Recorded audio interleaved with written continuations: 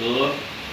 Kita dari kelompok 3 akan membahas bab 6 yang temanya itu adalah generator industri dan motor. Pada kelompok 3 ini anggotanya itu ada Aditya Setiawardani, ada saya Muhammad Ridho Putri Melody, ada Riki Wibisono, ada Putri Fatimah, dan ada kami Wilamti. Sekarang kita masuk ke materi yang pertama, yaitu tentang generator industri. Jadi generator adalah mesin yang menggunakan magnet untuk mengubah energi mekanis menjadi energi listrik. Jenis-jenisnya itu ada dua. Yang pertama ada generator searah atau generator arus AC. Maksud saya yang AC itu yang bolak-balik, dan yang kedua generator arus DC, yaitu arus bolak-balik. Jadi jumlah tegangan yang diinduksikan pada penghantar pada saat penghantar bergerak pada medan magnet tergantung pada yang pertama kekuatan medan magnet, yang kedua kecepatan pada penghantar yang memotong flux, yang ketiga sudut pada tempat penghantar memotong flux, dan yang terakhir panjang penghantar pada medan magnet. Jadi di sini kami akan menjelaskan sedikit tentang prinsip kerja generator. Jadi prinsip kerjanya ini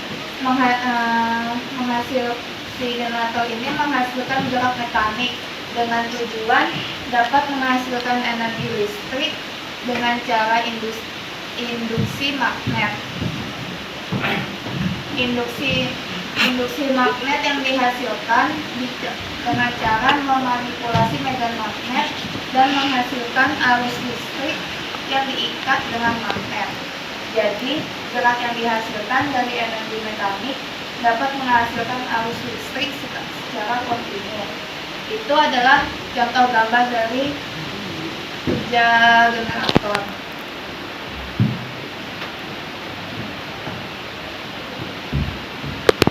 Selanjutnya ada jenis-jenis generator, ada 3 jenis.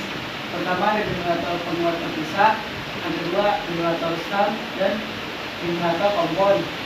Nah, gambarnya dari sini.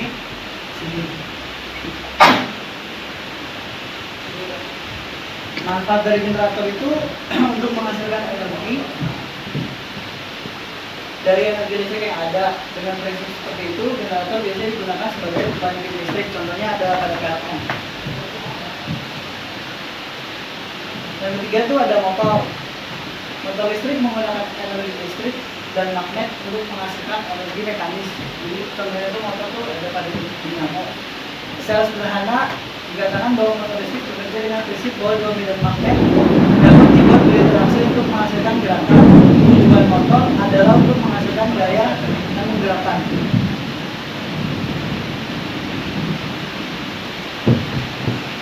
Jenis motor itu satu motor arus bolak-balik, satu motor putar, motor induksi satu fase, motor induksi 3 fase. Yang kedua ada motor arus arah, satu motor DC seri, motor DC campuran, dan motor DC shunt. Prinsip kerja motor. Prinsip kerja motor listrik adalah berdasarkan hukum gaya, goreng, dan kaidah kanan kiri Fleming. Yaitu apabila ada konduktor yang dialirkan arus listrik ditempatkan di dalam medan magnet, maka konduktor tersebut akan mengalami gaya, di mana perubahan tersebut terjadi karena adanya pola penolak maupun tarik menarik antara tutup magnet tersebut.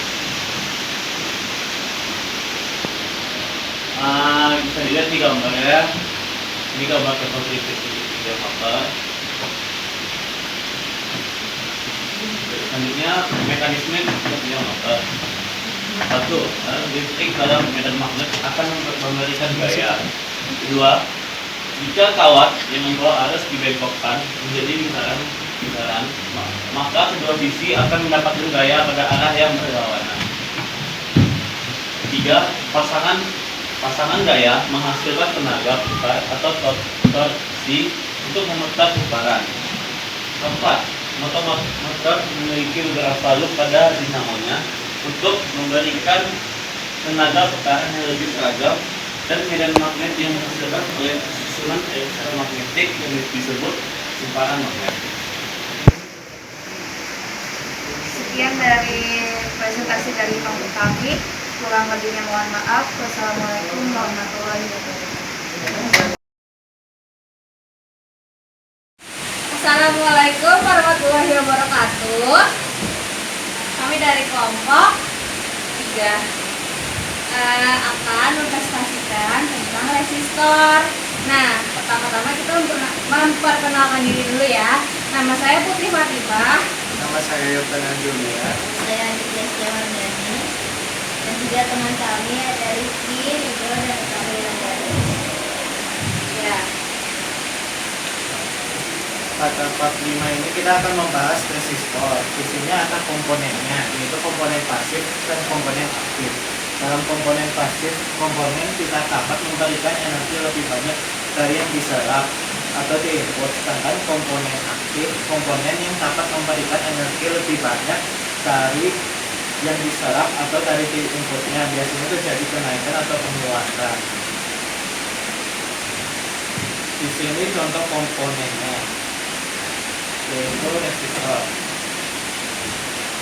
Komponen pasif itu resistor, kapasitor. Sedangkan komponen aktif itu ada dioda dan transistor.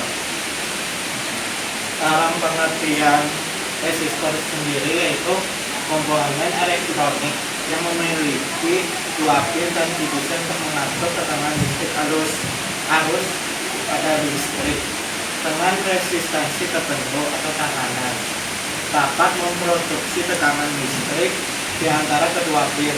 Nilai tekanannya terhadap resistansi perbandingan lurus dengan arus yang mengalir. Di sini hukum ohm yaitu V sama dengan I kali R atau V sama dengan V dibagi R.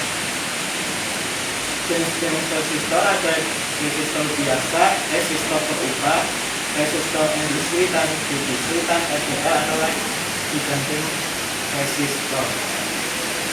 Di sini saya akan membahas resistor biasa. Resistor biasa ini merupakan sebuah resistor penghambat yang serat arusnya nilainya tidak dapat berubah, jadi selalu tetap atau konstan.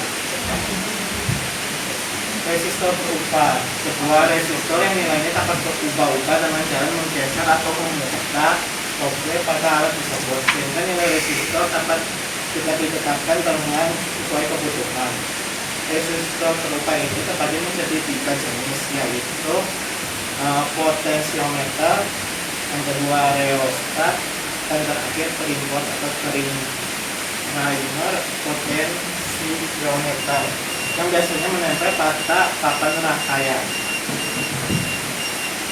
Selanjutnya materi resistor NDC dan ZDC akan dijelaskan oleh dia.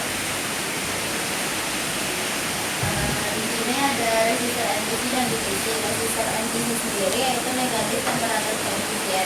Resistor yang nilainya akan ditambah, yaitu tambah kecil jika terkena suhu panas. Sedangkan resistor DTC atau positif temperatur koefisien adalah resistor yang nilainya bertambah besar apabila temperaturnya dingin. Lalu di sini ada LDR atau light dependent resistor. Jenis resistor yang berubah hambatannya karena pengaruh cahaya. Bila cahaya gelap, nilai tahannya semakin besar. Sedangkan apabila cahayanya terang, maka nilainya akan menjadi semakin kecil. Di sini adalah cara membaca resistor. Ada beberapa contoh yang kami berikan. Yang pertama yaitu cara membaca dengan 4 pita. Dengan 5 pita, yaitu pita pertama dengan warna hijau. Di sini bisa dilihat pita pertama warna hijau itu bernilai 5, lalu pita kedua berwarna biru. Warna biru pada pita kedua bernilai 6 dan pita ketiga berwarna hitam. Yang artinya nanti di sini adalah 10 pangkat 0 dengan sama dengan 1. Karena berapapun dipangkatkan 0 akan ketemu 1.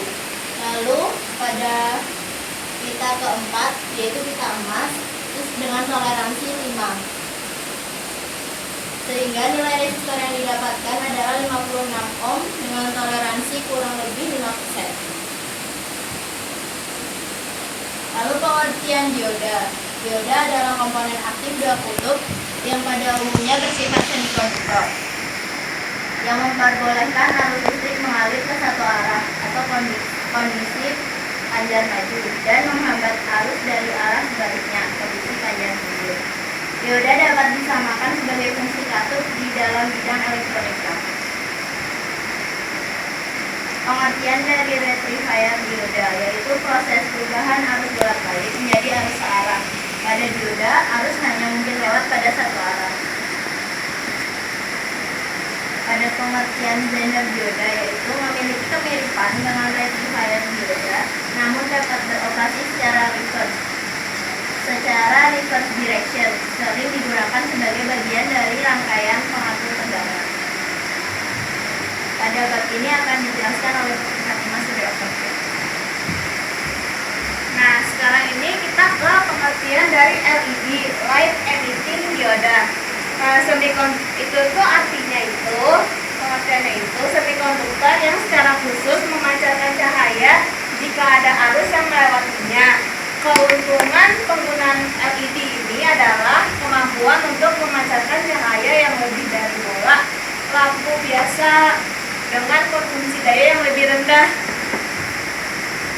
Nah, selanjutnya ini ada pengertian fotodioda.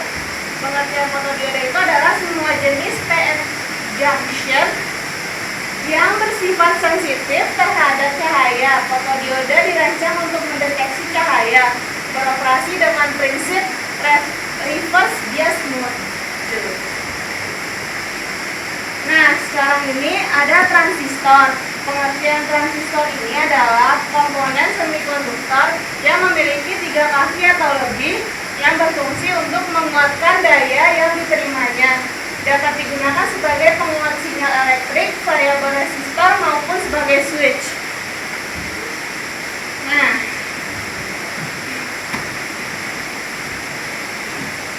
sekian dari kelompok kami.